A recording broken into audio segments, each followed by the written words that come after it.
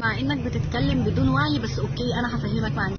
انا دولتي مش مطبعه، انا دولتي عامله اتفاقيه سلام، ومش عشان خاطرها دولتي معلمه عليهم مفيش حد بيضرب حد علقه سخنه ويروح يعمل معاه سلام عشان ما يقربش منه. طب ما انا حاطط عليك اعمل معاك سلام، واحد ضربته علقه سخنه راح عمل محضر عدم تعارض بقى اسمها اتفاقيه سلام عشان مصلحته، عشان ما احطش عليه مره تانية. فده ما اسموش تطبيع، ده اسمه سياسه.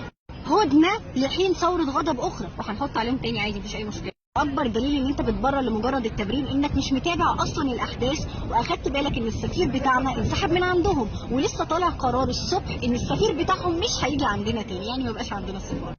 فايه حجه حضرتك دلوقتي؟ طب ما ذكرتش دولتي ليه اللي في رغم الازمه الاقتصاديه المميته اللي هي فيها رفضت ان هي يسدد كل ديونها مقابل ان هي تنفي الموضوع؟ وما جبت سيره دولتي ليه لما اتقال لها تعالي وقالت لا؟ وما جبت سيره دولتي ليه لما اتقال لها احنا مش هندفع وهنعدي من قناه السويس؟ قالت له ده عندها عند امك ان شاء الله. وما اتكلمتش عن دولتي ليه وهي قاعده تستقبل سفراء وتسافر وتروح عشان خاطر القضيه، ولحد اخر وقت دولتي رئيسها الوحيد اللي راح اجتماع القمه اللي هم كانوا مشغولين جدا جدا جدا وقفلوا المسجد عشان انجز خلق الله هيروح يشوف. احنا ما فضناش الشوارع وما قفلناش المساجد، جبنا رئيس فرنسا في نص شارع الحسين. مفيش حد في العالم ممكن يعمل حاجه زي كده للمصريين. فانا شفت دولتي، اتمنى تشوف دولتي.